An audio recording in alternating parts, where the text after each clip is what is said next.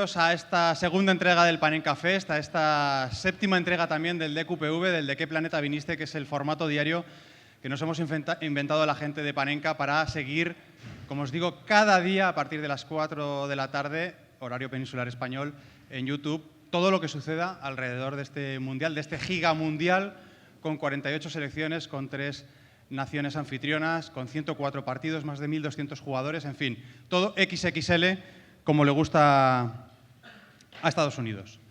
Vamos a estar hablando durante los próximos 55 minutos con 3 grandes amigos, con Jordi Évole, con Toni Padilla, con Lucía Taboada, acerca de las intersecciones, de los cruces entre fútbol, política, finanzas, a cuenta de este mundial, como os digo, de este giga mundial que estamos tocando en DQPV, en el ¿De qué planeta viniste?, un mundial que va a ser el primero que se va a jugar en territorio canadiense, el segundo en estadios de Estados Unidos y el tercero en México. Claro, cuando hablamos de mundiales en México, pues seguramente nos viene a la cabeza Diego en el Azteca o, si sois un poquito más mayores, Pelé en el Azteca, ¿no? Pelé en el Azteca en el año 70. Y Pelé en el Azteca en el año 70 necesitaba un balón. Un balón que es de lo que os quiero hablar. Voy a tratar de ser muy rápido, no os voy a hacer aquí un capítulo de Brazalete Negro. Un balón que, como veis, es el Telstar, en homenaje a un satélite de comunicaciones que se había mandado al espacio en los años 60. Y es el primer balón que incluye este formato de pentágonos negros y hexágonos blancos, que es una concesión también que se le hace a la televisión. La televisión en ese momento pues, llega a la conclusión de que los balones antiguos, teníamos por aquí uno, de color cuero, de color piel, pues no tenían suficiente contraste y por lo tanto se necesitaba algo que contrastase mejor. Un balón blanco con elementos negros pues se consideraba que era lo oportuno. Como veis, es también el primer balón de una larguísima tradición de balones firmados por la casa Adidas. Made in France, pone aquí. Bueno, pues por aquí es donde quiero empezar el cuento, por aquí es donde quiero empezar esta introducción para la charla de hoy. Quiero que os pongáis en la mente o que viajéis a la Barcelona del año 62, ¿vale? Barcelona, año 62, y que nos imaginemos un Mercedes-Benz, uno de esos grandes sedanes, una de esas limusinas de la época, que va por las calles de Barcelona, conducida por un señor, un alemán, y de repente se para. Imagino que no había muchos Mercedes en aquella época, pero le llama la atención algo que es ahora, cuando no es demasiado habitual, porque lo que ve es un grupo de niños jugando al balón en la calle. Y para el coche y se baja. Y les pregunta, oye, ¿este balón de dónde lo habéis sacado? Bueno, ese señor era Horst Dassler, era el hijo de Adi Dassler, que era el zapatero bávaro que había comenzado haciendo zapatillas de atletismo, entre otros, para Jesse Owens. Después, durante la Segunda Guerra Mundial, dejó de hacer zapatillas y empezó a hacer lanzallamas para el ejército nazi, un giro un poco inesperado. Y después de la Segunda Guerra Mundial se peleó con su hermano, Rudolf. Rudolf montó Puma y al otro lado del río, en el mismo pueblo, pero sin hablarse, Adi montó Adidas. Bueno, esta gente, la familia de Adi Dassler, empezó haciendo zapatillas o botas, pero a principios de los años 60 empezaba a ver que el negocio del fútbol iba más y, por tanto, era necesario hacer camisetas, era necesario hacer chándal y era necesario hacer balones. Y ahí el joven Horst Dassler, llamado a ser el heredero del emporio familiar, pues dice, oye, este balón está muy bien hecho. Estos chavales de aquí de Barcelona, ¿de dónde habéis sacado el balón? Le preguntan y los niños le dicen, en la Plaza Urquinaona tienes una tienda de deportes, ve para allá. El señor coge el Mercedes y se va a la Plaza Urquinaona. Y efectivamente llega a una tienda de deportes, Deportes Martín, fundada y regentada por, como era bastante habitual en la época, 2 exfutbolistas del Fútbol Club Barcelona. Y cuando llega Horst Dassler y le pregunta por ese balón que ha visto, que estaba tan bien confeccionado, le dicen, estos balones nos los producen en un pequeño pueblo del Bajo Aragón, concretamente en Favara. Bueno, esto no es, podría ser, un centro de reeducación en Corea del Norte. Esto es Caspe, esto es una fábrica que Adidas monta ahí en el Bajo Aragón, porque resulta que en Favara, y en general en todo el Bajo Aragón, hay 3 cosas. En ese momento había el trabajo de la oliva, el trabajo del almendro y el trabajo de la piel, ¿vale? Y además eran se podían sumar los diferentes trabajos. De hecho, era bastante habitual que las familias, después de currar en el campo, por la noche, en una zona en la que todavía no había televisión y casi no había radio, las familias se juntaban a coser. Y cuando digo las familias, digo hombres, mujeres y, por supuesto, niños también. Es la España de los 60. Bueno, pues sí, Horst Dassler llega a la conclusión de que los balones de Adidas se tienen que empezar a coser ahí, en Favara, porque tienen una habilidad especial a la hora de confeccionar y juntar estos gajos de cuero, ¿vale?, para empezar a meter Adidas también en el mundo de los balones. Y efectivamente el primer balón oficial, como habéis visto, es el balón Telstar, made in France, porque se acababan de rematar en una factoría en Francia. Pero básicamente Adidas lo que hace es llegar a un acuerdo con el régimen franquista para, diríamos, deslocalizar la producción a un país mucho más barato, en el que la producción era mucho más barata, la mano de obra era mucho más barata, como era la España de Franco. ¿Por qué os estoy contando todo esto? Porque estamos hablando aquí de política, o vamos a hablar de política, y cómo se cruza con el fútbol, y cómo a veces el fútbol, dentro de sí mismo, también incluye mensajes que a veces no son tan obvios, no son tan claros, ¿no?, pero que tienen también esa repercusión política. Fijaos en este balón, porque es el mismo que hemos visto al principio, pero tiene un pequeño matiz. Este no es made in France, este es made in Spain. Lo pone bien claro debajo de la marca, pero también fue oficial en el Mundial de México 70. ¿Por qué? Porque, como os digo, la familia Dassler, es decir, Adidas, llegó a un pacto con la dictadura franquista para confeccionar los balones en España, pero no solamente por parte de la buena gente del pueblo de Favara, sino también para que los presos en las prisiones de Franco pudiesen redimir sus penas a partir de trabajo poco remunerado para Adidas. Así que los balones con los que Pelé, Jairzinho, Rivellino, Tostao, Gerson, el Brasil de los 5-10, maravilló al mundo, estaban en muchos casos cosidos en las cárceles de la España franquista. Y no solo eso. Claro, estamos en los años 60, principios de los 70, era difícil hacer la trazabilidad de la calidad de los productos, pero llegaron a la conclusión de que quizá estaría bien ser capaz de interpretar y de conocer qué preso hacía qué balón, por si salían mal algunos balones y salían mal de manos del mismo preso, apartar al preso de la cadena de producción. Con lo cual, lo que hicieron, llegaron a la conclusión de que había que meter un papelito con un código que era personal para cada preso dentro de cada balón. Así que, quién sabe, a lo mejor los balones de aquella final mítica de México 70 en el que Brasil conquistó su tercer entorchado, pues llevaban el papelito de un preso del franquismo dentro. Si alguna vez os llega la noticia de que un loco ha asaltado un museo de historia del fútbol y ha destripado un balón para ver si había un papelito dentro, que sepáis que soy yo.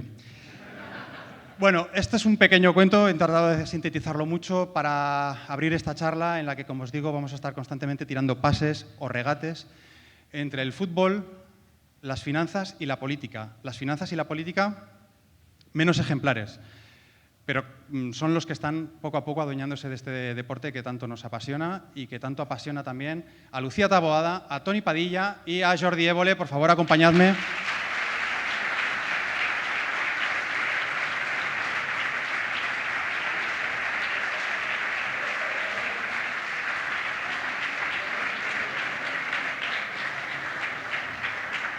Tres grandes amigos, tres grandes colegas, compañeros en este camino de la cultura futbolística. ¿Qué tal estás, Toni? Tú aquí, en el extremo izquierdo. Lucía, sí, por ejemplo, ¿qué tal? Bueno, y Jordi, ¿cómo estás? Muy bien. Muchas gracias por estar aquí a los tres. Además, los tres venís... Bueno, Toni muy contento. No sé si alguien acaba de bajar de Marte, pero el Sabadell se ha plantado en la final del ascenso a Segunda División.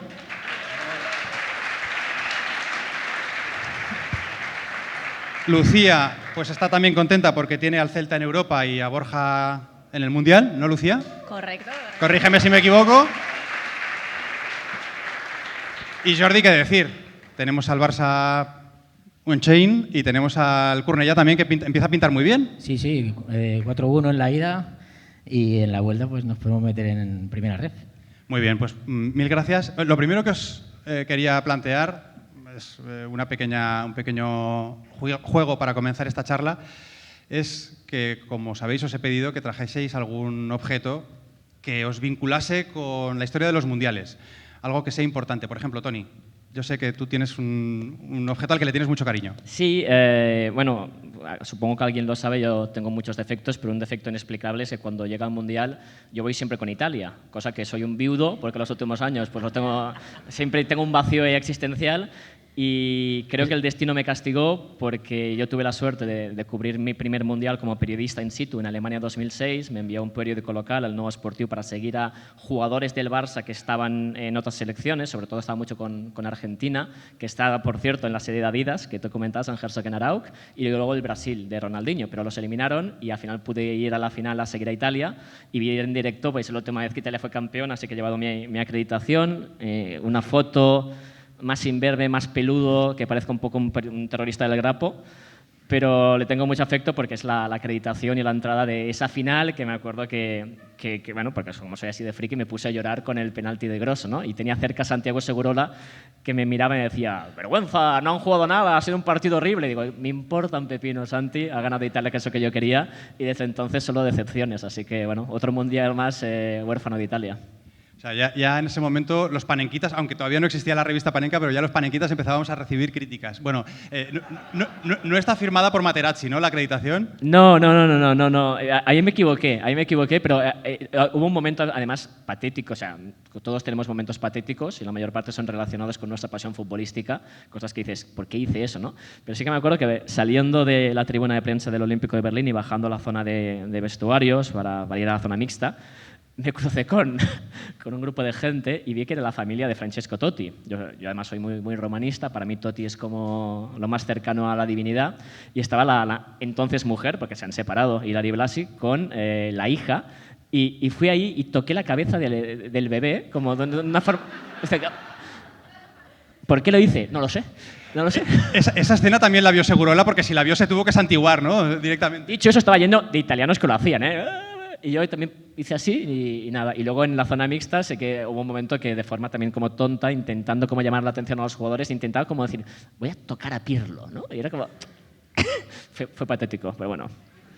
Lucía, ¿tú también intentas tocar a la gente por ahí, por los estadios, o te quedas simplemente con otro tipo de recuerdos? Pues yo no soy tan friki como Tony, la verdad. Yo me quedo con los cromos, que me parece el disparador emocional más grande que hay de la infancia y en general futbolísticamente hablando. Iba a traer unos propios, pero vengo del Primavera Sound y no me ha dado el riego sanguíneo. ¿Qué será más dura, la jornada del jueves del Primavera Sound o el Uzbekistán-Congo del Mundial? Entonces nada, he cogido los de la entrada, que me han tocado como siempre jugadores, algunos que no conocía siquiera. Bueno, ¿Qué te ha salido? Bociña, este es de Cabo Verde. Sí. Leo Messi. ¿Te imaginas? Pike, este Corea, sí. entiendo.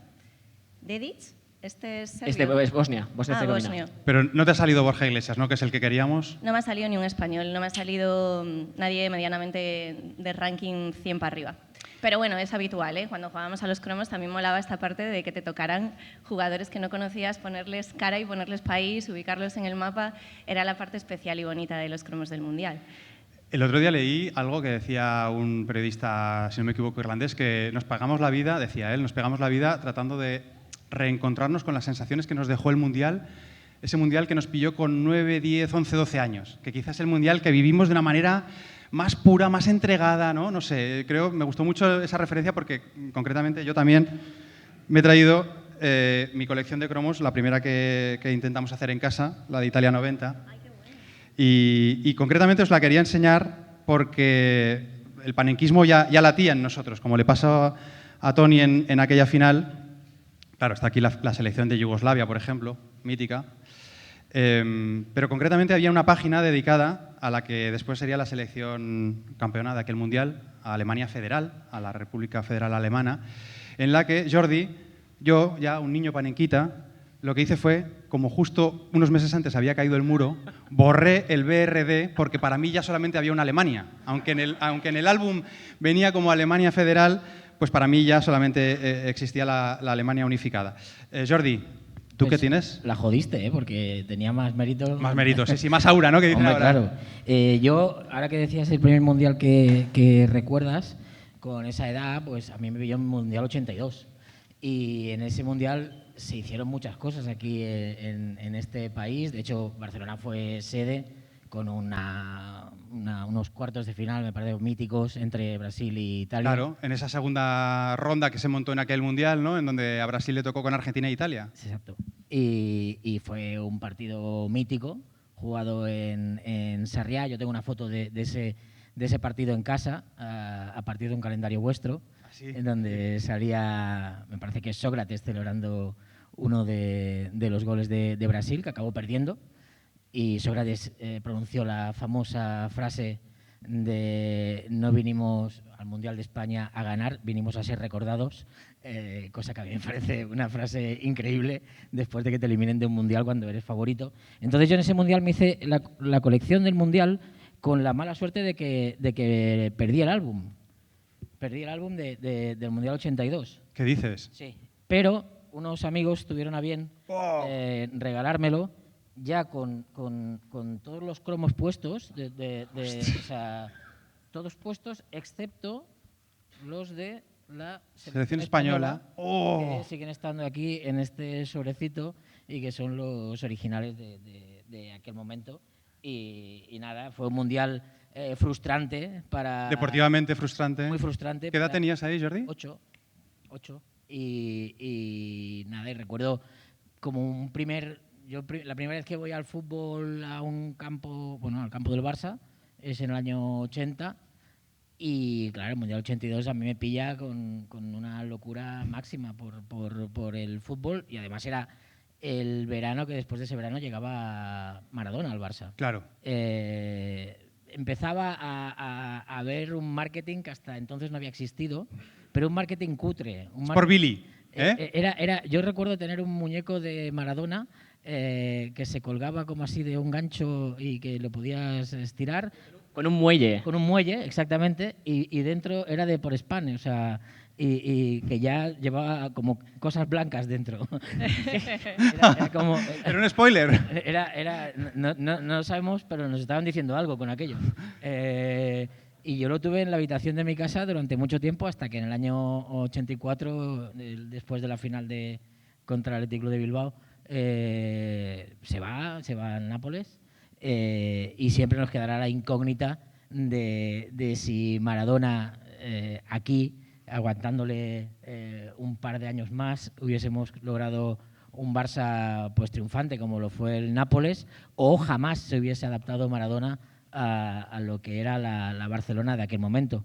Que yo creo que en términos muy políticamente incorrectos, yo creo que Maradona era demasiado gitano en aquella época como para triunfar en el Barça. O sea, preferíamos a Schuster. Maradona era un tío que hacía barbacoas en el jardín de su casa. Por eso triunfó en Nápoles, quizá. Claro. Entonces, aquí le dieron una casa, me parece que era de Enrique Lacalle, o le alquilaron una casa de Enrique Lacalle. En Pedralbes. En aquel momento, regidor del Partido Popular, Alianza Popular en aquel momento en el Ayuntamiento de Barcelona. Y claro, era muy del Barça, Enrique Lacalle. Y le alquiló su casa en el medio de un vecindario completamente burgués y bienestante de Barcelona. Imaginaos a la familia Maradona allí en medio. ¿Cómo sería la familia que le llamaban el clan, no? Sí, el clan sí, Maradona. Y haciendo hogueras por la noche. Hay anécdotas buenísimas de los vecinos llamando para decir, por favor, que acabe esto.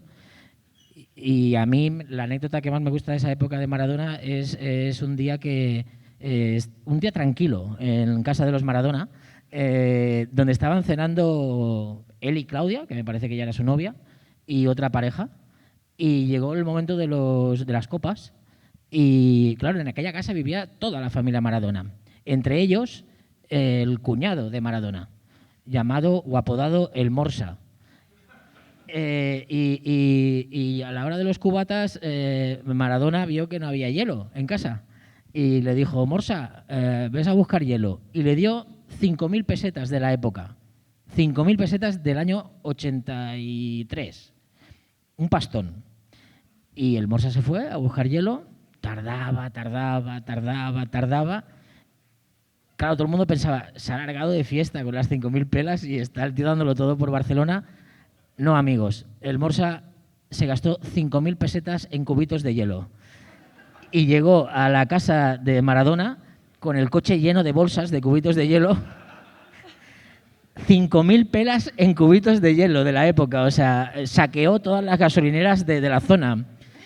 Y claro, cuando llegaron, Maradona le dijo, igual son demasiados para hacernos un cubata, y los tiraron a la piscina. ¡Qué mito! Anécdotas. Lucía, estábamos hablando ahora del concepto este de nostalgia, ¿no? Claro, la tentación de pensar que el fútbol de antes era mejor y probablemente tendría elementos que sí, que lo hacían como más cercano, más familiar. También es verdad que probablemente lo que echamos de menos de esos momentos es a nosotros mismos de esos momentos, ¿no? Ese punto que tiene la nostalgia, del que tú has escrito también un artículo muy chulo en El País, y cómo vemos que la industria poco a poco está comerciando con ese negocio de la nostalgia. No sé qué reflexión te merece. Bueno, la industria y vosotros, que tenéis ahí montado un negocio. Es que nosotros somos parte de la industria, Lucía. Pero sí, claro, la nostalgia es, yo creo que el gran negocio del siglo XXI. Y futbolísticamente más, los futboleros somos una generación absolutamente nostálgica. Pero porque yo creo que echamos mucho de menos lo que éramos nosotros cuando veíamos el fútbol en los 80 y en los 90. Yo echo de menos, obviamente, tener 18 años, seguir a Balaídos despreocupada y sin ninguna preocupación vital, claro. La nostalgia también te une con los recuerdos de cuando tenías una edad más favorable, digamos. Pero a mí me parece tramposa la nostalgia, me parece que es tramposa sobre todo cuando es una nostalgia mercantilizada. Y hay elementos del fútbol antiguo que me parecen maravillosos. Por ejemplo, ayer veía una foto de la selección argentina en el Mundial 86 comiendo pollo asado, pan y soda, ahí como todos al aire libre, que es una imagen que ahora es impensable, ¿no? O sea, y esa accesibilidad que había con los jugadores, que yo me acuerdo que me iba a Madroga, el campo de entrenamiento del Celta, y hablaba con Gustavo López en plan acoso ya. Acoso mal, pero él me atendía. No, Tony Padilla con el hijo de Sí, Totti. pero lo hacía, y mi hermana con Carping, y se paraban a hablar con nosotras y nos atendían y eran accesibles. Ahora pues tienes que atravesar 500 representantes, agentes, furgones, coches blindados, etcétera, etcétera. O ir a la caseta de Bad Bunny, que están todos allí. O ir a la caseta de Bad Bunny, correcto. Pero evidentemente el fútbol de los años 80-90 tenía cosas terribles, absolutamente bizarras, que ahora mismo son impensables. Los presidentes de los años 90, recordemos, por favor, Lopera, Jesús Gil, Lendoiro, no os voy a hablar de Lendoiro, pero... Muy diferentes a Laporta ahora. Es muy diferentes a Laporta ahora. Ya, bueno. Hombre, y el match... Ya, es que me ha desmontado el argumento. Bueno, Laporta probablemente sea uno de los últimos, y no sé si incluso hasta Florentino. Pero Jordi, porque tú que has compartido con él un momento... eso, que habéis compartido momentos con presidentes, etc., si habéis experimentado esa sensación de que poco a poco, claro, muchos de ellos salen de SADE, no se permiten a lo mejor según qué salidas de tono que se permitían y que se veían con Gil, con Caneda, con Lopera, etcétera, etcétera, y la intervención de Florentino fue un poco eso, ¿no? El último presidente del siglo XX. Sí, yo creo que Florentino no tenía la necesidad de mostrarse públicamente porque tenía poder absoluto, ¿no? Y cuando ha visto que los últimos 2 años empieza a sumar derrotas, especialmente fuera del terreno de juego, que le duelen quizás más que las que tiene dentro del terreno de juego, tuvo la necesidad de mostrar una cara verdadera, ¿no? Pero yo en la primera redacción que entré, hace 1000 años, yo era un chavalín, entré en una redacción de un periódico local en Sabadell y tuve un jefe que me dijo: por defecto desconfía de cualquier persona que quiera ser presidente de un club de fútbol. Luego descubrirás que sí que hay buena gente, pero por defecto desconfía. ¿Qué lleva a una persona a intentar llegar ahí?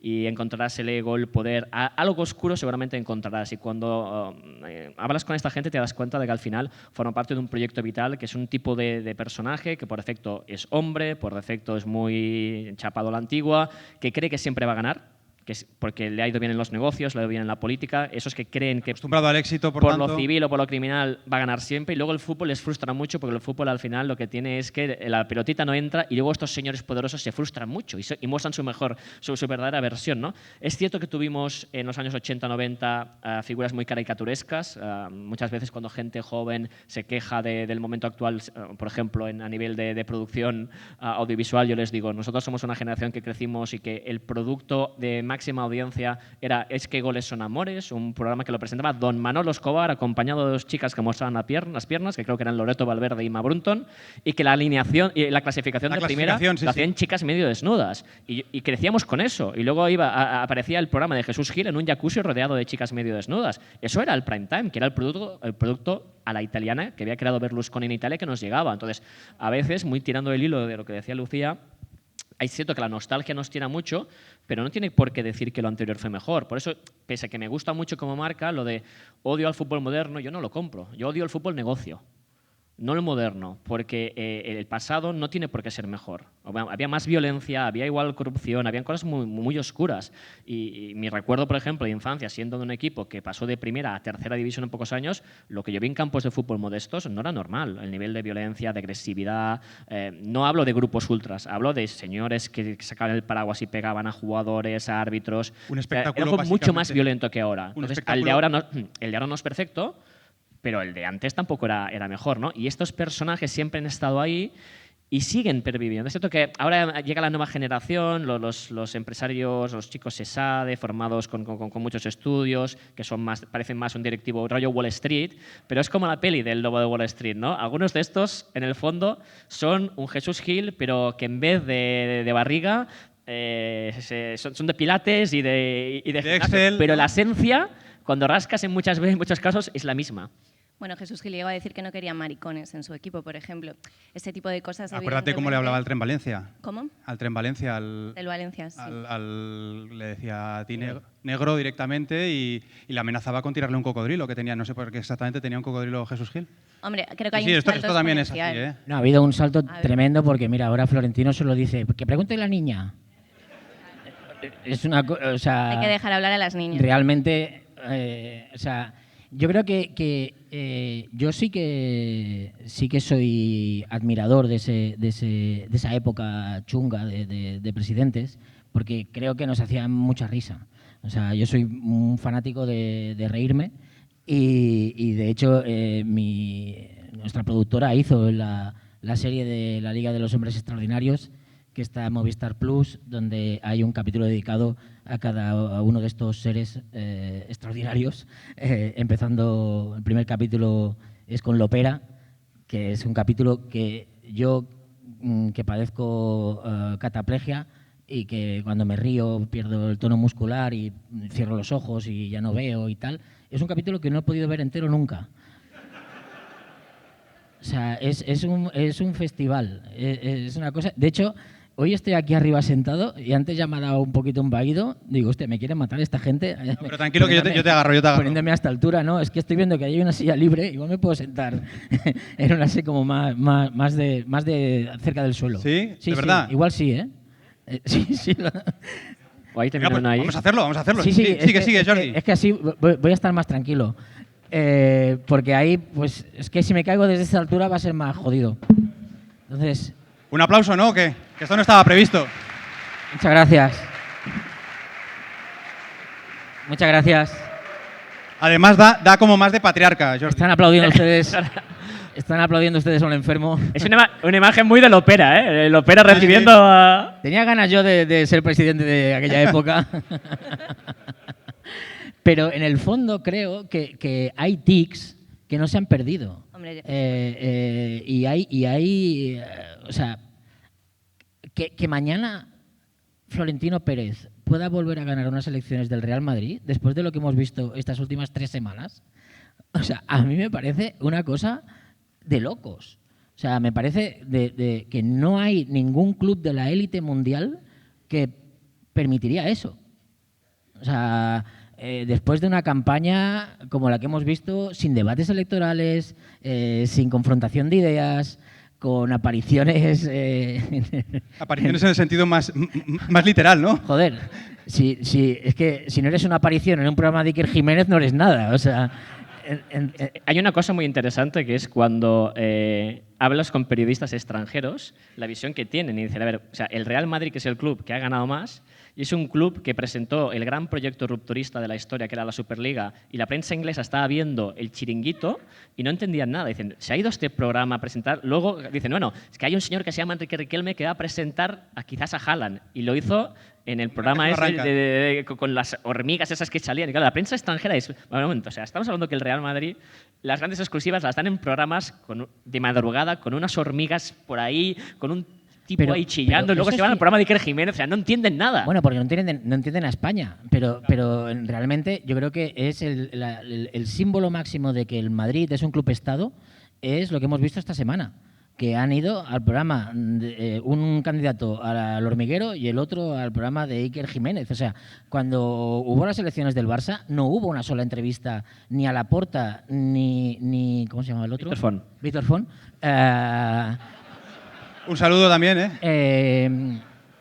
No, pero no hubo ni una entrevista en prime time en una televisión estatal. Ni uno. O sea, hubo debates a nivel nacional catalán, pero no fuera de aquí. Y en cambio el Real Madrid ha montado unas elecciones que se las ha sacado de la manga Florentino hace 3 semanas, que sale en una rueda de prensa totalmente loca, diciendo lo de que pregunte a la niña que vosotros sois muy feos. O sea, ojo, ojo. Pero Jordi, ¿pero qué es lo que te sorprendió? ¿El qué dijo, el cómo lo dijo o el que no hubiera nadie alrededor para decirle, oiga? Me sorprendió todo. O sea, que le sacasen a ese hombre solo ante el peligro. Ante un peligro que además, si alguien lo había visto hablar poco antes, no debía decir cosas muy diferentes. De hecho, por la noche, al día siguiente, lo llevaron a La Sexta para arreglarlo y no hubo manera. O sea, hubo un momento ya que Pedrerol no sabía cómo arreglar aquello y al final le dijo, hoy sí que he visto al Florentino que me gusta, y era el mismo que el día anterior, o sea... Me he traído a Ronaldo, el gordo. No, increíble. O sea, eso lo hemos vivido ahora este mes pasado. O sea, que sí que es verdad que no vemos una imagen como la de Gil pegando a Caneda, pues no vemos eso. Pero yo creo que en el fútbol español sigue habiendo una pose o sea, ¿cómo se llama cuando hay un pozo? Un pozo, eso, un pozo, joder. Un pozo de friquismo y de gente que quiere llamar la atención a partir del fútbol, que yo no sé si sucede tanto en otros países. No tengo mucho conocimiento. Yo creo que hay un sitio donde sucede más, que es Grecia, que es el gran submundo que es Grecia. Grecia es maravilloso. Tienen aún a Jesús Gil Giles llevado a más allá, pero por un tema lingüístico nos llega poco. Pero el tema de los propietarios griegos, en Panenka hicimos una vez un reportaje de los grandes jerarcas griegos, y el otro día vimos una imagen, visteis que Olympiacos ganó la Final Four de baloncesto, en el pabellón de Panathinaikos. Claro, en Grecia han creado un sistema que es que, por ejemplo, Olympiacos de fútbol es una empresa independiente de Olympiacos de básquet. Son lo mismo, pero pueden tener presidentes separados. O sea, en clave Real Madrid sería como si Riquelme fuese el presidente del Madrid de baloncesto y Florentino el presidente del Madrid de fútbol. O sea, gente que se odia. Entonces, llegaron el día del pabellón, llegó Marinakis, que es el propietario de Olympiacos de fútbol, un tipo investigado por la Interpol, un tío...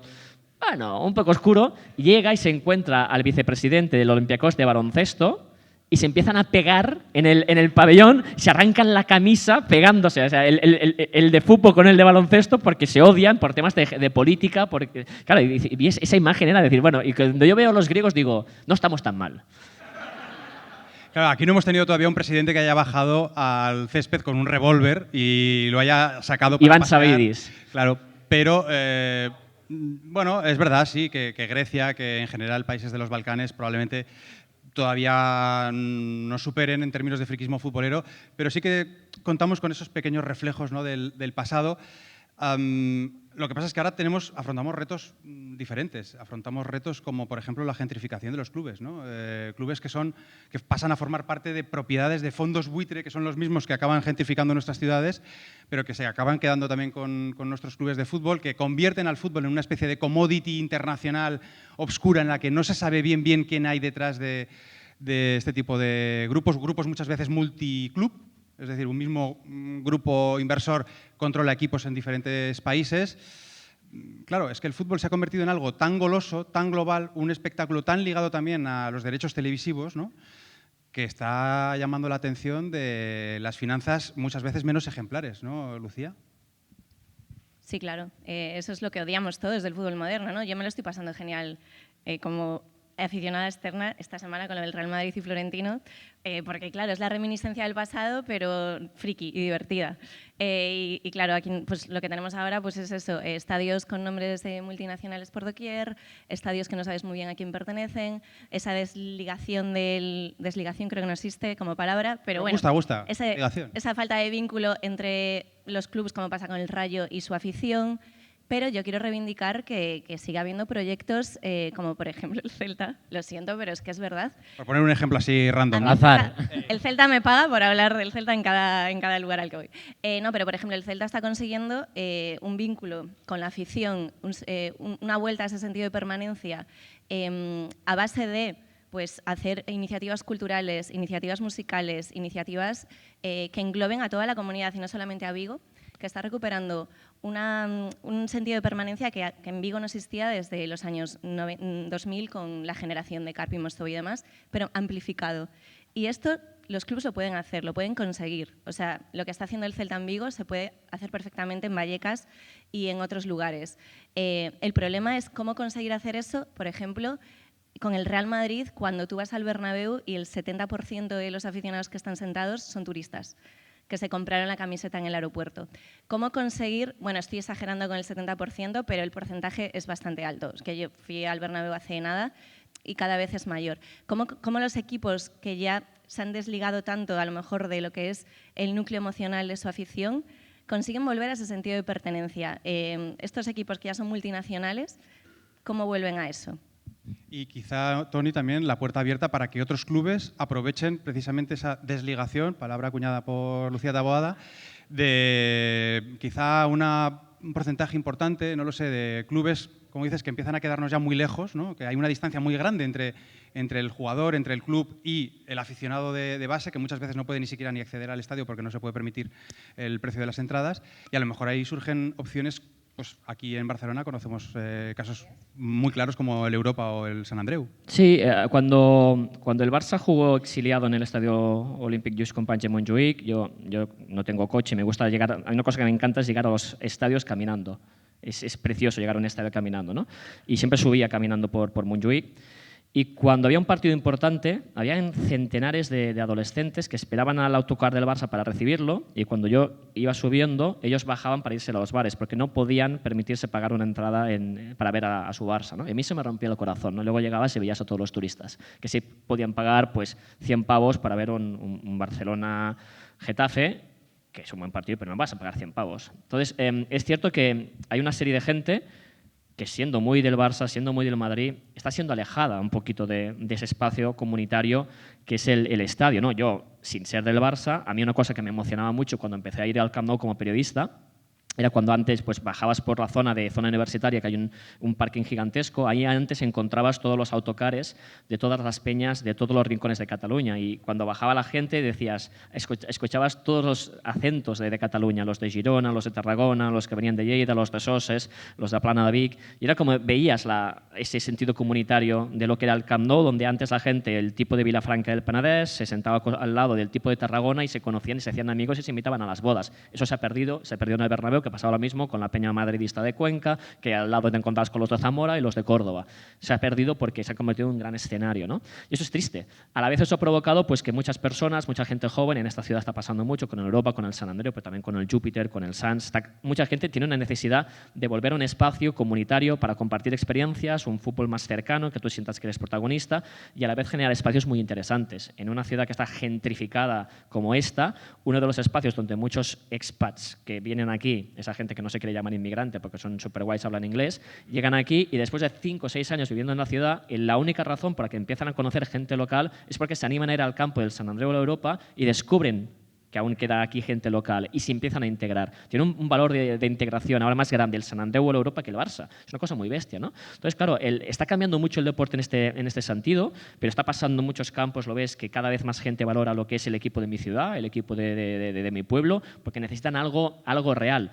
Lo que pasa es que hay fondos inversores que son muy listos Sobre todo, ya no hablo de los que vienen quizás de otros del Golfo Pérsico, pero algunos americanos o británicos que tienen modelos de multipropiedad son muy listos y entienden que esto forma parte del negocio. Intentan hacer algo parecido a lo que está haciendo de forma ejemplar el Celta o lo que hace el Athletic Club en Bilbao con su fundación, con Galder, Reguer y compañía, que para mí es el mejor club del mundo a nivel de lo que es crear comunidad. Para mí, de largo es Athletic Club, han sido ejemplares en todo, con su fundación, que es un patrimonio del fútbol mundial. Y ves como clubes de multipropiedad, si tú no sabes que forma parte de un grupo desde la distancia, te pueden engañar. Y el gran ejemplo lo hemos visto esta temporada, que la gente se emocionó mucho con la posibilidad que el Hearts de Edimburgo ganase por primera vez la Liga Escocesa desde 1960. Final cruel, última jornada, pierde con el Celtic, pero es un club de multipropiedad. Pero el multipropietario, además es un inglés siendo propietario de un club escocés, ya por allá vamos mal, que es el propietario de Brighton and Hove Albion. Si tú no lo ves, parece que el propietario tiene que ser un tipo nacido en Tynecastle, nacido en Edimburgo, porque ha entendido que la fuerza es esa. Y es el mismo propietario que ha hecho grande a la Unión Saint-Gilloise, que es este club histórico del barrio de St. Giles, el barrio bohemio de los inmigrantes españoles, gallegos, italianos que iban a Bruselas a ganarse la vida. Y era un club que había ganado ligas en los años 10, 20 y 30, que luego había caído a cuarta división, un club que su lema es Bruxelles la fier, que es como el orgullo de Bruselas. Era un club de la gente de Bruselas, humilde. Y lo ha comprado también este tipo. Y un tipo que compra un club en segunda división belga, lo hace campeón de liga. Compra un club escocés y casi lo hace campeón. Entonces, a mí los clubes de multipropiedad me parecen lamentables, porque es la pérdida de lo que es el fútbol. Pero si tú no lo sabes, tú te crees que esta historia es 100% romántica. Y tiene una parte romántica. Y luego me genera lo que es el fútbol, que es que te generan los debates morales. Si tú eres un hincha del Unión Saint-Gilloise que te has comido los años de tercera, que venga un inglés con pasta y te lleve Champions, quizás te importa un pepino. Dices, perfecto, lo firmo. Los aficionados del Newcastle, algunos recibieron la entrada del Fondo Soberano de Arabia Saudí con chilabas, ¿no? Sí. Porque le querían dar la bienvenida a con algo camellos. que presumiblemente iba a ser mejor que el anterior mandatario, que les había tenido un poco vagando en las categorías más y eso, por ejemplo, hemos tenido también un caso muy cercano, que fue el Girona. El Girona, históricamente, capital de provincia, con tan orgullosa, el Girona históricamente no llevaba mucha gente al campo porque estaba mal, y cuando llegó capital de fuera, o sea, tanto extranjero, origen de Emiratos Árabes, de Marcelo Claure, empresario boliviano con sede en Miami, y una serie de gestores que no eran nacidos en Girona, porque la mayor parte de gente que levantó el Girona era más de Barcelona que de Girona, y llevan al Girona a la Champions. La gente de Girona, la ciudad, está encantada. Cuando ha ido a malas, ahora ves que hay una fractura con la propiedad. Entonces, a la Unión Saint-Gilloise o al Hearts, cuando vayan malas, también dirán, es que este propietario no es de los nuestros. Pero cuando el balón entra es gracias. Entonces, claro, es un debate moral muy interesante, que creo que al final es muy... Si somos muy puristas podemos decir, hoy estamos en contra, pero ponte en la piel, ¿no? Yo si el propietario que tenemos ahora en el Sabadell de repente compra 3 clubes más, pero me lleva a la Champions, yo voy a cantar los goles como un puto loco. Sí, aunque no me gustaría estar en un grupo de multipropiedad. Somos nosotros y nuestras circunstancias y nuestras contradicciones. Hay un ejemplo bastante romántico ahora también de este año, que ha sido la compra desde el sentir de los colores de Messi del Cornellá. O sea, a Messi lo hemos visto paseando por Cornellá muchísimas veces, en el bar de la patata. Hombre, Leo, ¿qué pasa? Esta ronda la pago yo. Yo creo que cuando vio la pancarta de los Cornejuls con las anarquistas dijo, estos son los míos. Pero, exactamente. Pero a la vez a mí me parece fantástico que un club como el Cornellá se haya convertido en una referencia mundial ahora mismo porque Leo Messi lo ha comprado. O sea, me parece algo maravilloso. A la vez, yo no quiero que el Cornellá juegue en primera. Yo no, de verdad te lo digo, o sea, no quiero creo que no tenemos una estructura como para jugar en primera. En cambio, me encantaría que Leo Messi, además ahora con el premio Princesa de Asturias, que le ha reconocido también su labor fuera del campo, contribuyese a eso, a que el Cornellá vuelva a ser, que empieza a no serlo también, porque yo creo que las escuelas de fútbol están pervirtiendo mucho lo que era el fútbol base y están convirtiendo equipos donde hay muy buenas canteras en selecciones, ¿no? En el Cornellá A, B, C, D, E, F, G, H, I. No exagero, no estoy inventándome letras. Claro, cuando tú vas al Cornellá y a tu hijo lo ponen en el Cornellá I, Pues bueno, bien, ¿no? Pero no sé por qué tiene que haber esa vocación de vamos a hacer una de puta madre y vamos a tener un I que sea una puta mierda. O sea, ¿por qué no lo mezclamos todo? Si al final el que vaya a jugar bien, va a jugar bien. No va a necesitar tener a 10 chavales a su alrededor que también sean muy buenos. O sea, Lamine Yamal no jugaba en el Mataró A. O sea, jugó en la calle y en la calle se hizo y en la calle se formó, y yo sigo creyendo en que gran parte del fútbol de ahora también es eso. Y cuando veo que desde tan abajo se empiezan a estructurar los clubes como si fuesen grandes empresas, no grandes empresas, pero sí con una voluntad mercantilista de voy a crear digo Cornellá, podría decir cualquier otro club, pero con escuelas de fútbol importantes. Pero claro, el Cornellá, cuando logra colocar a Jordi Alba en el Valencia, los réditos que recibe son la hostia. Y cuando luego lo ficha al Barça, pues todavía más. O a Raya en el Arsenal. Yo me gustaría que Messi hiciese el proceso contrario. O sea, que cogiese un club y que realmente después de, no a través de grandes inversores, sino a través de gente que ha llevado el club toda la vida y que lo ha colocado en un lugar de fábrica o posible fábrica de estrellas, que lo desfabriquice. No sé si que desmercantilice un poco, ¿no? Sí, Nos inventamos palabras. Que convierta otra vez el Cornellá en un club de barrio. En un club de barrio en el que haya ayudas para la gente que no puede permitirse la ficha de una escuela de fútbol, para familias que hay muchísimas que no pueden permitirse la ficha de lo que vale una escuela de fútbol. Que haya realmente ojeadores que busquen a chavales que, hostia, que les guste el fútbol, no solo que su familia lo pueda pagar. Y me encantaría que hiciese esa labor. Y creo que viniendo de donde viene, que es de abajo del todo, y viniendo de Rosario y habiendo tenido el periplo que ha tenido, o sea, me encantaría que la función de Messi en el Cornellá fuese convertir al club que tiene toques ya de mercantilismo en todo lo contrario. En todo lo contrario. Que eso no significa que no pueda salir una buena estrella, un buen crack, una buena crack. No. O sea, es compatible una cosa con la otra. Pero me gustaría que los clubes pequeños fuesen eso. Clubes pequeños que lo que hacen es comunidad. Y para hacer comunidad no hace falta estar en primera. El Sabadell será mejor club estando en segunda que estando como hasta ahora. O sea, subir yo creo que nos permitiría consolidar el crecimiento social, porque al final un ascenso engancha mucho, pero es cierto de que los que somos socios aficionados de un club que no es un club grande, en el que hemos crecido sin tener como referencia un Barça-Madrid, sentimos mucha incomprensión de los que sí que han crecido con este objetivo, porque hay mucha gente que no puede comprender que tu centro de gravedad es un club que no está en primera. Porque es esa gente que cuando no hay jornada de primera dicen, ¿perdona? Hoy no hay... O sea, hay gente que no puede entender que tu centro de gravedad futbolístico sea un club que no juega en primera. Pero eso es Pero hay mucha gente que no lo entiende. Y esos que vienen y el fin de semana dicen, hoy no hay fútbol. No habrá fútbol en primera. O sea, yo sí que tengo fútbol. O sea, hay gente que hace una identificación de fútbol con un proyecto de Superliga, Champions, Mundial, y que lo de demás no es eso. Entonces, continuamente los que somos de un equipo pequeño, nos viene gente y dice, ¿de qué equipo eres? ¿Del Sabadell? No, de verdad. Del Sabadell. ¿Y qué más? ¿Y luego en primera de quién? Ninguno. ¿Cómo que ninguno? Ninguno. Entonces, si subimos, ¿nos ayudaría? Claro que ayudaría porque al final te permite hacer un crecimiento, pero la esencia tiene que ser la misma en primera o en cuarta. Y ahí estoy de acuerdo, que es el concepto de club de comunidad, el community club, que los británicos antes lo tenían muy claro, que hay clubes como el Rayo que lo tiene claro, pese a su presidente, clubes como el Celta lo está haciendo bien, en este caso una comunidad que va más allá de Vigo, o Athletic Club, o los vascos lo hacen muy bien, ¿no?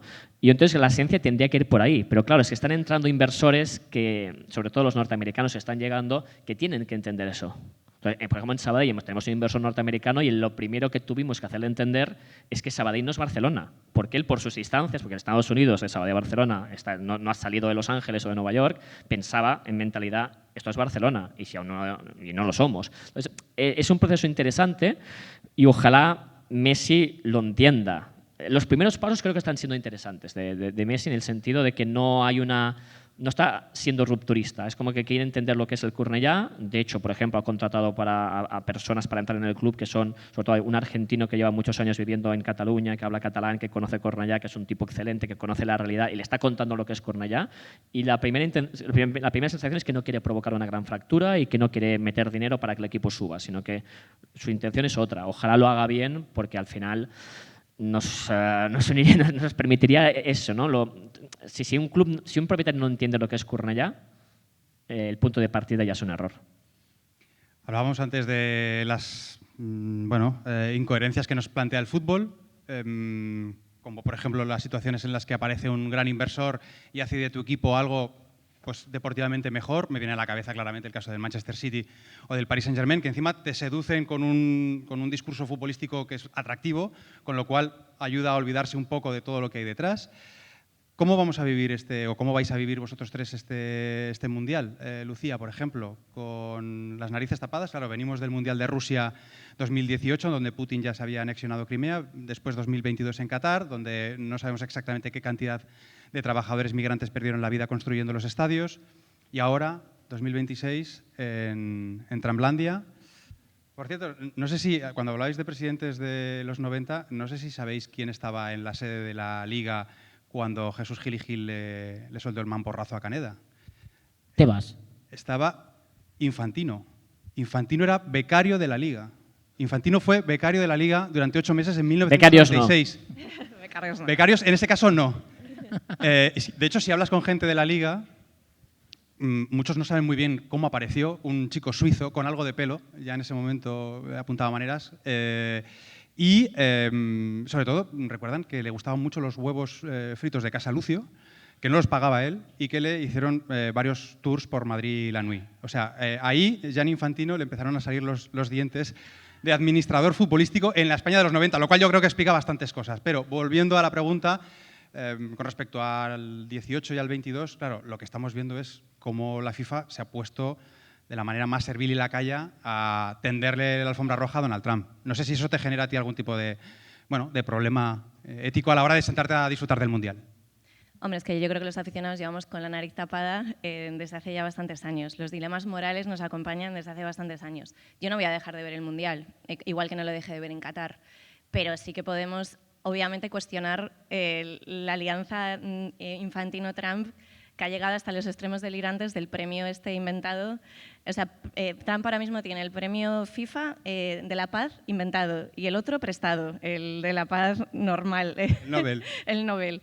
De la paz normal. El de la paz bien, ¿no? El de la paz bien.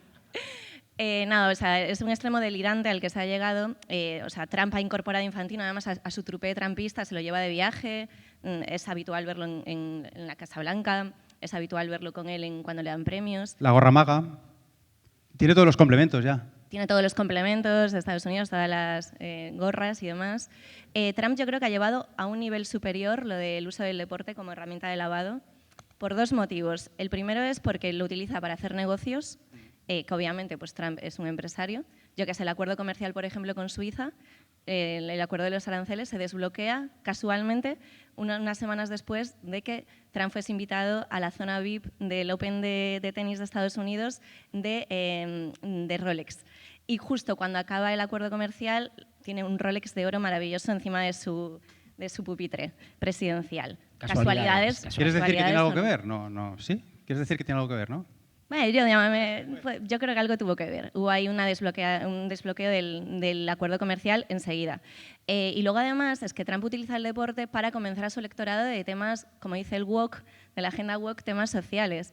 Por ejemplo, en la campaña del año 2025 puso sobre la mesa lo de las atletas trans, que era un debate que era completamente residual en Estados Unidos y de que de pronto lo convirtió en centro de la campaña, pero para incorporar un debate cultural ligado con el deporte. O los últimos Juegos Olímpicos de Invierno, que hubo un saltador que dijo que le planteaba dilemas morales representar a Estados Unidos en la época del ICE y demás, él abiertamente le llamó perdedor y movilizó a todo su electorado para que fueran contra él. O sea, él utiliza el deporte también como una herramienta política y eso también es ir un pasito más allá y lo está haciendo con el tenis, lo está haciendo con la NBA. La dueña de los Mavericks creo que donó 100 millones de dólares en su campaña presidencial y creo que va a donar 250 si entra en la reelección en el año 2028. O sea, lo de Trump con el deporte va mucho más allá del fútbol. O sea, tiene un engranaje montado tremendo y lo de Infantino ya es el sumum. Yo estoy deseando ver cuál es el protagonismo que va a adquirir en el Mundial, porque ya lo tuvo en el Mundial de Clubs, haciéndose el jefe de la ceremonia de entrega de la... ¿Se quedó él el trofeo? Casi se quedó el trofeo. Así que vamos a ver qué nos depara Trump este Mundial. Yo me lo espero, pues, acaparando, obviamente, miradas, que es lo que él quiere, o ceremonias o de todo, no sé. Pero va a ser ridículo y va a ser, a nivel de afición, va a ser cuestionable moralmente, desde luego. Toni, ¿nos podemos plantear, por ejemplo, que en el mundo del fútbol se viva una subversión del concepto de sport washing como se vivió, por ejemplo, en la Vuelta Ciclista a España? Es decir, que al final quien pone la pasta acabe saliendo trasquilado porque la gente le da la vuelta y utiliza ese intento de sport washing para señalar y para apuntar las carencias que hay detrás de quienes intentan promoverlo. Yo en este Mundial soy pesimista al respecto. Creo que fuera de los estadios van a pasar cosas. Hay, por ejemplo, pues, pactado una jornada, que es el día precisamente que se juega Egipto-Irán en Seattle, una jornada para reivindicar los derechos LGTBI, pero será fuera del campo. Dentro del campo soy pesimista básicamente porque el precio de las entradas es tan obsceno que la gente que va a entrar no creo que sean personas con una cierta conciencia o ética social. De hecho, la misma FIFA ha promocionado incluso la reventa en una plataforma oficial en que ellos sacan tajada para fomentar que las entradas sean más y más caras. Y el amigo Infantino, el becario, dijo: si alguien paga 2 millones de euros para una reventa de la entrada, voy yo se la entrego. O sea, está fomentando esto, ¿no? Pero están habiendo cosas interesantes. La figura de Zoran Mandani, el alcalde de Nueva York, es fascinante, ¿no? Eso de comprar entradas muy baratas para dársela a parte de la población que entra en un sorteo para decir el fútbol tiene que estar cerca del pueblo, con Timothy Weah, el hijo de George Weah, presente en la rueda de prensa, pese al seleccionador de Estados Unidos, Mauricio Pochettino, que es un poco magufo en este sentido. Habrán quejas, pero yo creo que el espectáculo dentro del campo es una cosa muy, muy aburrida, muy de Vips, muy casita de Bad Bunny. O sea, no imagino que haya ahí una cierta protesta social. Incluso los jugadores los veo un poquito de perfil bajo. En Qatar imaginabas que alguno quizás se quejaba. Será muy interesante, eso sí, lo que pase con la selección de Irán. En el último Mundial ya recordemos que el Mundial de Irán de Qatar se jugó cuando en Irán habían ya unas protestas en las calles porque el detonante fue el asesinato por parte de la policía de una chica joven que se había quitado el velo, y algunos jugadores fueron valientes, no cantaron el himno, algunos incluso manifestaron cierto apoyo, hubo mucha presión, hubo peleas en el campo, pero al final con FIFA pasa un poquito lo mismo que con el Comité Olímpico Internacional, que cuando tú hablas con ellos, ellos lo que te dicen es: nosotros no hacemos política y no juzgamos la política. O sea, los países tienen su forma de hacer. Unos ganan el poder de cualquier forma, legal y ilegal, y una vez hay un gobierno establecido, nosotros, si tenemos que ir a hablar con Corea del Norte, vamos. Si tenemos que ir a hablar con los talibanes, iremos. O sea, la FIFA o el COI ha hablado con el gobierno de los talibanes diciendo: ahora que mandáis, ¿cuáles son vuestras intenciones? No queremos jugar, perfecto. O sea, ellos no juzgan. Y eso les lleva un poquito, pues, a llevarse bien con todo el mundo. Y a la vez ha permitido este acuerdo tan sorprendente que veremos, que es que técnicamente, aún falta ver exactamente los detalles, Irán, un país que está en guerra con Estados Unidos, estará jugando partidos en Estados Unidos, durmiendo en Tijuana, pero van a jugar. Es una cosa. Infantino, el becario, consigue cosas muy raras, ¿no? Veremos qué pasa, porque al final lo que hace FIFA es adaptarse a los cambios. De hecho, una cosa muy interesante es que esta candidatura a este Mundial nace en un contexto totalmente diferente, porque los Mundiales se organizan en un momento, ganan la candidatura en un momento, y cuando se organiza ha cambiado todo. La gente olvida que el Mundial de España 82, que es para nosotros el Mundial de la democracia, los colores y la alegría, la FIFA se lo otorga a España con Franco vivo. Sí. O sea, la España franquista ganó. Sí. Y la FIFA encantada. O sea, el bicharraco estaba vivo y la FIFA dijo: toma mundial. Luego se murió y lo podemos vender bien. Y Argentina fue el contrario. Argentina le dan un mundial en democracia por el medio del golpe de Estado de Videla y acaba haciendo el 78. Sí, pues en el caso de Trump, es verdad que el mundial lo ganan en el 18, si no me equivoco, que ya estaba la primera administración de Trump, que de hecho Trump va a coaccionar a las federaciones que no voten a la candidatura de Estados Unidos, es decir, para que no les vuelva a pasar lo que les había pasado en 2010, que se quedaron sin ese mundial. Pero sí. El primer proyecto es anterior, es Obama. Y luego lo ha ganado Trump, por el medio está Biden y claro. Por el medio tiran el FIFA Gate, porque no ganan en 2010 el Mundial de Qatar. Y sí que es verdad, claro, que hay como una especie de respeto diplomático, no sé si bien o mal entendido. Al final, claro, la FIFA es una entidad, entre otras cosas, sin ánimo de lucro. Y en este cuatrienio va a ganar más de 10.000 millones de euros. O sea, hay peculiaridades bastante importantes dentro del seno de esa organización que, por ejemplo, pues sanciona a Rusia cuando se anexiona a Ucrania y, en cambio, de lo que está pasando en Palestina, pues no pasa nada. No pasa absolutamente nada, incluso teniendo en cuenta que hay equipos en los territorios ocupados que violan las propias normas de la FIFA. Es decir, no pueden jugar en países terceros. Lo están haciendo y la FIFA mira para otro lado.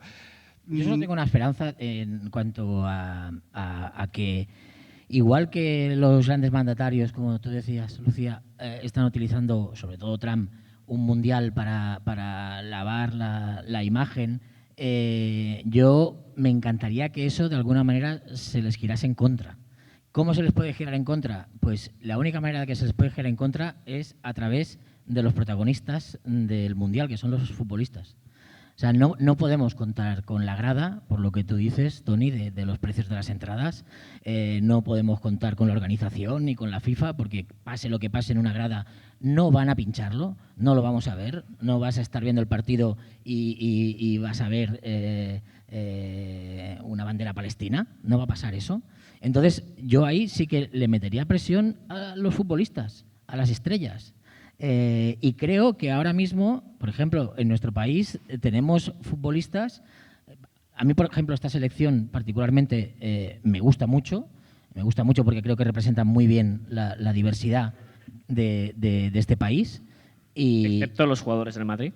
Bueno, es que, a ver, si tú no tienes jugadores jugando en tu primer equipo de España, pues igual no van luego a la selección. Mira qué cosas más raras. Pero yo creo que es un triunfo de España que no haya ningún jugador del Madrid en la selección. Si España fuese un país inteligente, lo vería como algo positivo. Es decir, hemos logrado que el club insignia de este país no tenga ningún jugador en la selección española. Y eso es un acto de rebeldía, en el fondo, porque en otro momento cualquier otro seleccionador, ante las presiones que habrá recibido de la Fuente, hubiese metido a alguien. A mí en eso estoy totalmente de acuerdo y, de hecho, creo que no sé si la coincidencia con las elecciones le ha quitado un poco de foco a este detalle, porque en cualquier otro momento de la historia que una selección española viajase a un mundial sin ningún jugador del Madrid... A mí me parece, y igual aquí hay seguidores del Real Madrid y no están de acuerdo, pero a mí me parece un símbolo de que algo funciona bien en el país.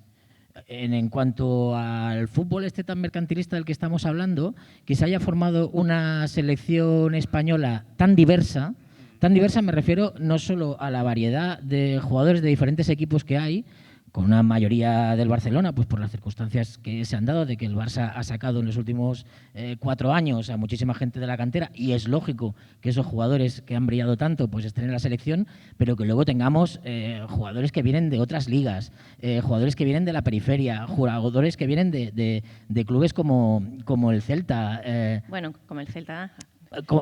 Jugadores del Celta. No sé, creo que hay ¿no hay ningún jugador del Celta en la selección? Sí, Borja Iglesias. Ah, ese, pues ya está. Hay uno que mola mucho. Claro, Panda, es que el Panda es todo lo que espero yo de un futbolista. Me refiero a ese tipo de futbolista que de alguna manera representa el espíritu panenca de mirar este deporte no desde el mercantilismo, sino desde una plataforma que puede servir para concienciar al mundo. Y nunca mejor dicho, en un mundial. O sea, si en este mundial que ellos han intentado utilizar como plataforma de imagen, de proyección internacional, de seguir intentando demostrar que Estados Unidos es la primera potencia del mundo, que ya no es así, pero bueno, intentan dar esa imagen.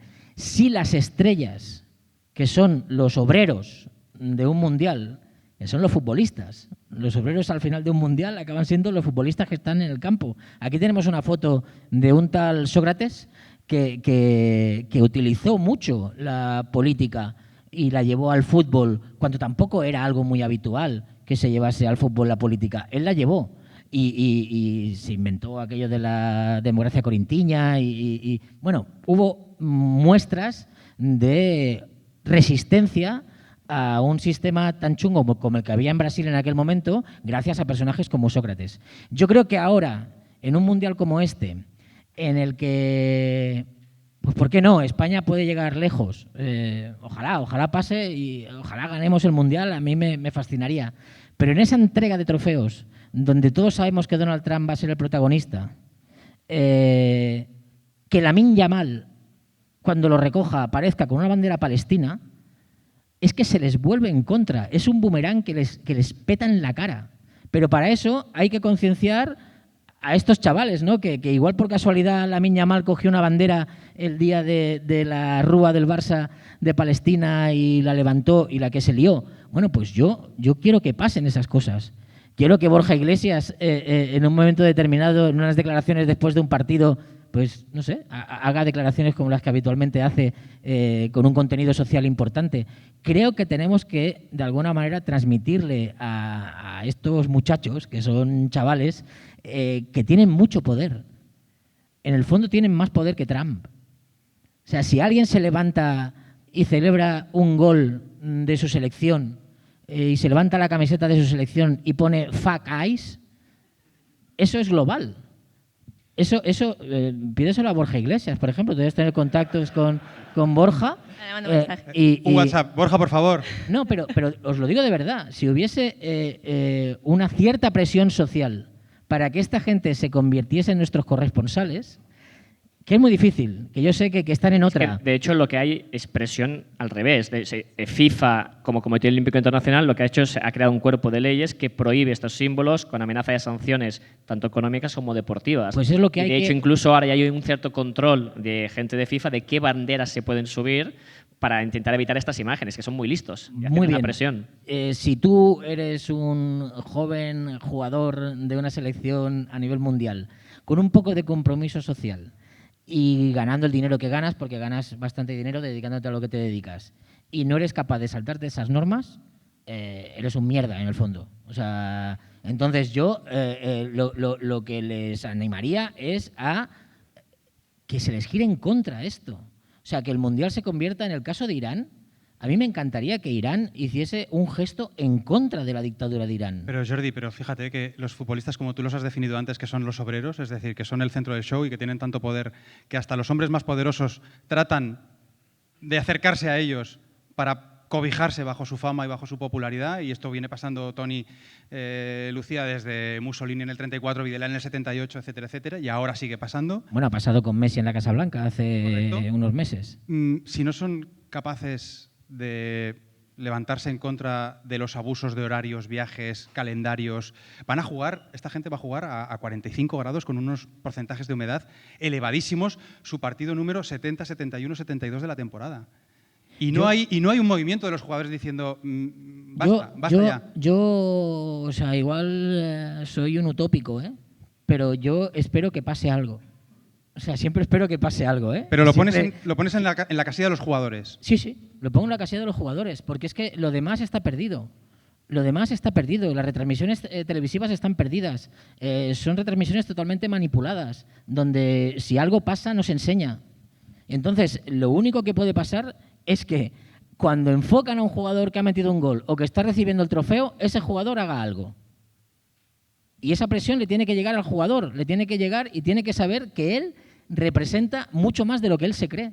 A mí esto me genera un debate, admito, porque yo soy el primero que tengo en casa una foto de Sócrates y de Cantona y de todos los jugadores que se han significado políticamente con lo que a mí me gusta. El debate es doble. Uno, ¿qué pasa cuando en una cita así quizás el que hace un gesto político lo hace y no me gusta? Y sale Christian Pulisic y, como ya ha hecho, hace un gesto pro-Trump, lo tienes que aceptar también dentro de las reglas democráticas. O sea, que quizás el gesto político que hacen no nos gusta. Y luego, la otra cosa que me genera un debate es que es cierto que ellos tienen mucho poder, pero a veces son chicos de 18, 19 años... No les ponemos mucha presión. O sea, al final, a quien hay que apretar es a los políticos. Pero 18... Ojalá que me gustaría que ellos hicieran un gesto, pero, o sea, a veces estamos cargando de mucha responsabilidad. Cada uno hace su camino, pero tienes que ser realmente muy, muy valiente. Y no son chicos a veces normalmente que tengan una gran formación, han crecido en ciertas burbujas. no tienen una gran formación cultural y a veces pedirles que sean nuestros líderes es pedirles quizás demasiado. O sea, yo exijo al político, yo exijo al empresario, yo exijo al juez. A ellos sí que hay que exigirles. Ellos, si llega un gesto, lo agradezco. Yo exijo al periodista también. Y lo hago mío. Al periodista más. Sí, más sí. que al futbolista. Pero yo creo que es que nadie tiene más poder que el futbolista. Nadie tiene más poder que el futbolista. Ni el periodista, ni el presidente del gobierno de ese país, ni nadie en ese momento. A nivel de imagen, ¿eh? O sea, estamos hablando ya de un símbolo, ¿eh?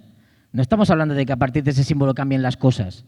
Pero sí que como mínimo el show que se ha montado alrededor de eso se subvierta y que digas, hostia, lo de la Rúa del Barça, aquí no lo podemos analizar porque aquí somos un poco pro-palestinos, pero visto desde otros lugares del mundo, era una cosa loquísima. La imagen fue loquísima. Un fotón. Entonces, yo reclamo que esas cosas sean más habituales. Bueno, Y creo que en una selección como esta, diversa, joven, que no creo que esté tan desconectada del mundo en el que vive, no creo que Borja Iglesias sea ajeno a la realidad que se vive en el mundo, por ejemplo. No sé si hay muchos más, ¿eh? Bueno, pues suerte no va a Carvajal. Pues bien, o sea, no Marcos Llorente. Bueno, está Marcos Llorente con sus pedradas. Claro, pero fíjate que Marcos Llorente con sus pedradas se convierte también en un portavoz de esa mierda. Y él sí que tiene voz, y él sí que puede decir no te pongas crema solar. Entonces yo lo que reivindico es que los del otro lado, que creo que también los hay, den un paso al frente. Den un paso al frente y se atrevan. Y para mí, un chaval de 18 o 19 años tiene criterio.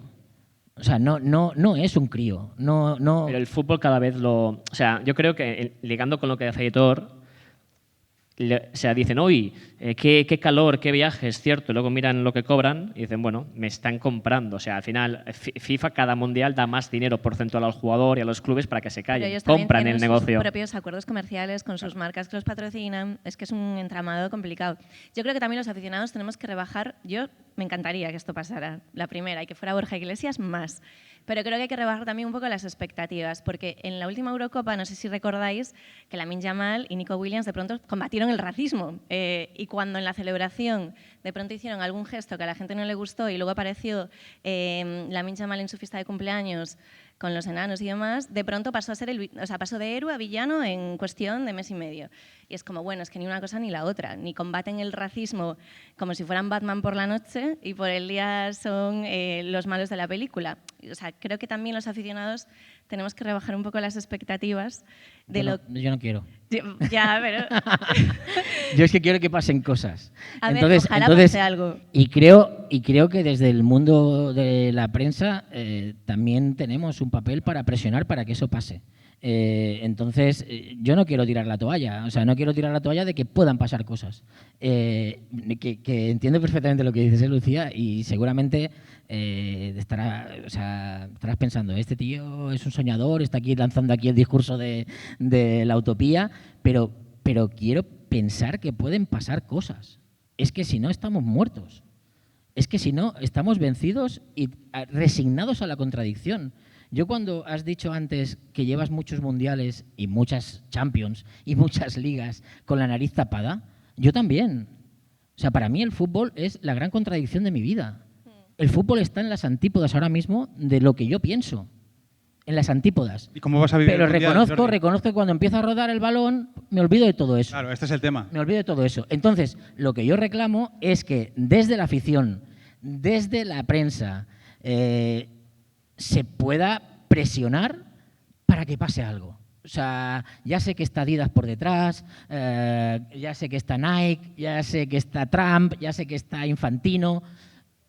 Hay un momento mágico que no sabes cuál es, pero que, por ejemplo, es cuando Iniesta marca y se levanta la camiseta y se lo dedica a Jarque.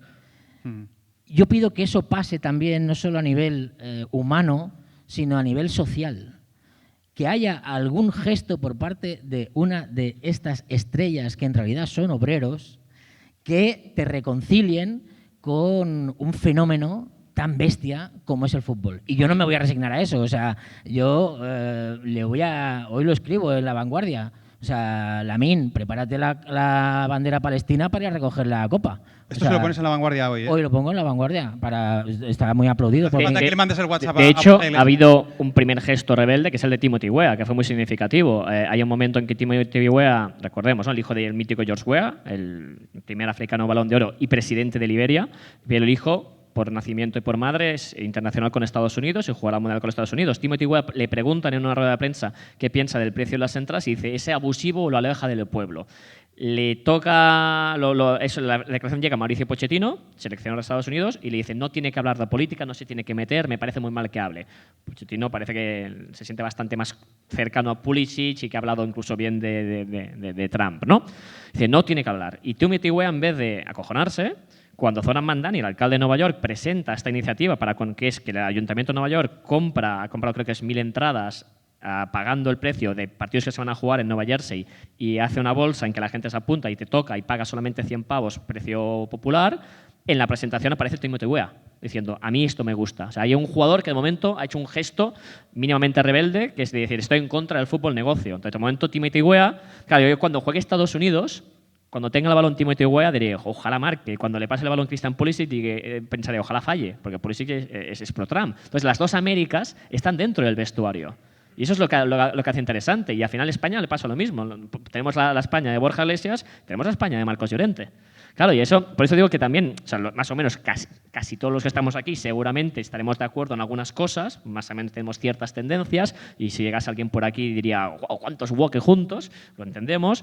Pero claro, quizás lo que te encuentras es que habrá saldrá un jugador que dirá, me encanta Trump, me encanta América, esto es cojonudo, ¿no? Y tenemos que decir, bueno, forma parte también del juego democrático. Claro. Ojalá no pase, pero puede pasar. Pero Está en ojalá, su derecho. ojalá los jugadores o sea, ellos se expresasen políticamente para un lado o para otro. A mí me da igual. A mí me encantaría que se expresasen políticamente, que obviamente pues, también tendríamos cosas que no nos gustan, pero sería positivo que lo hicieran de un lado o de otro.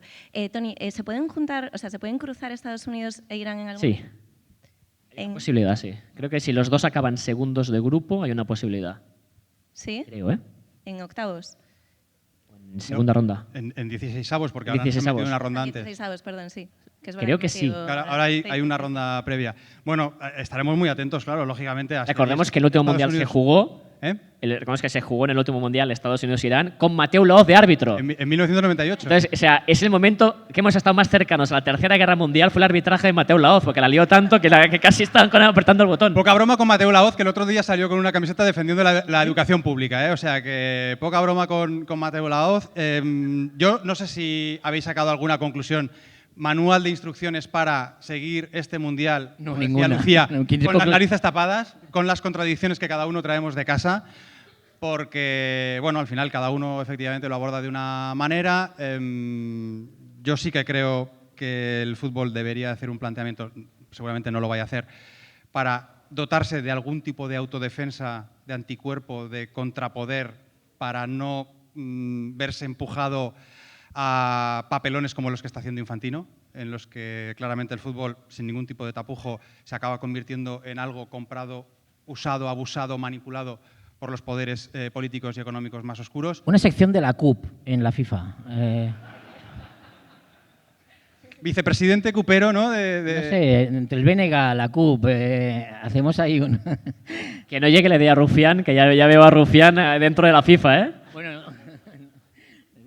No, pero lo que sí que se me ocurre es que tú pedías, Jordi, que los jugadores también asuman esta responsabilidad. Yo no sé hasta qué punto eso es muy factible, porque hablabas de Sócrates, pero claro, Sócrates en su tiempo es verdad que tenía problemas si se metía en política, obvios, porque para empezar Brasil era una dictadura militar, pero claro, no tenía todo lo que apuntabais vosotros, Lucía y Tony, en cuanto a la industria, ¿no? La industria se ha convertido en tan poderosa, los futbolistas se han acabado convirtiendo en unas empresas que ganan tanto dinero, en las que hay tanta gente esperando que el jugador siga ganando dinero, en las que hay tantas voces que le dicen, oye, no te metas aquí porque vamos a dejar de ingresar, con lo cual no sé si es del todo sencillo. Lo que sí que me parece... yo entiendo que es poco realista lo que yo digo. Yo lo que no quiero es renunciar a ello. No. O sea, simplemente mi vocación Yo más va a seguir siendo la de presionar a estos chicos tan jóvenes y tan pobrecitos. Evitar No. que queden en esa burbuja.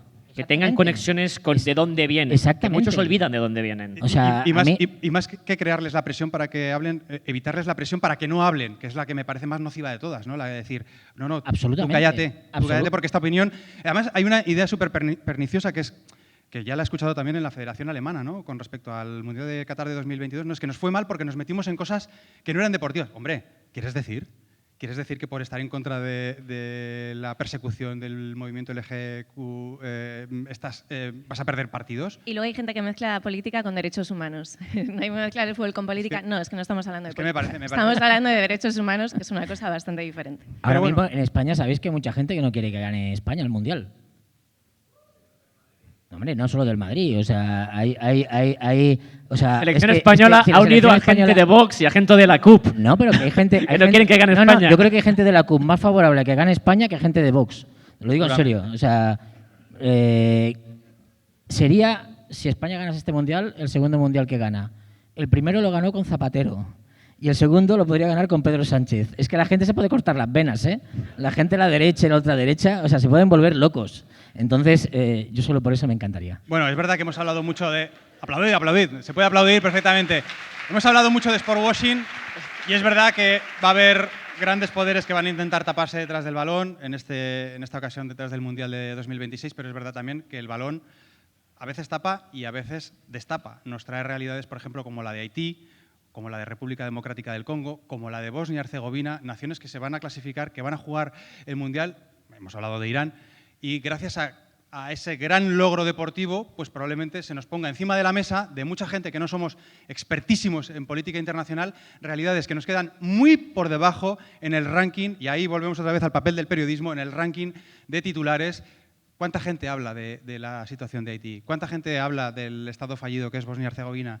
¿Cuánta gente habla? Pues gracias al fútbol vamos a poder conocer, ¿no? Pues, los abusos en República Democrática del Congo y por lo tanto ahí sí que te compro que de alguna manera, quizá no con sus palabras, pero sí con sus goles, sí con sus regates, sí con sus gestos deportivos, los futbolistas nos ponen encima de la mesa una serie de agendas políticas a las que habrá gente que le dará la bienvenida, que las abrazarán, y habrá gente que dirá, a mí dame goles, dame fútbol, dame los resúmenes y déjate de todo lo demás. Para eso está también Panenka, para simplemente aportar una voz más. Mil gracias a todos los que habéis estado aquí en la segunda edición del Panenka Fest. En esta sexta entrega del DQPV. Muchas gracias, Toni Padilla. Eres un maestro, un crack. Gracias, Lucía, por haber buscado un hueco. Y Jordi. Muchas gracias. Ha sido un placer. Hemos hablado mucho de woke, así que imagino que tenéis hambre. No sé si tenemos fideos con soja, pero seguramente podéis pasar a recogerlos también en esta zona de gastronomía. Que sepáis que los actos continúan aquí en el Panenka Fest y mañana a las 4 de la tarde en YouTube, en el canal de Panenka, volveremos a estar con el ¿De qué planeta viniste? Hasta entonces, chao.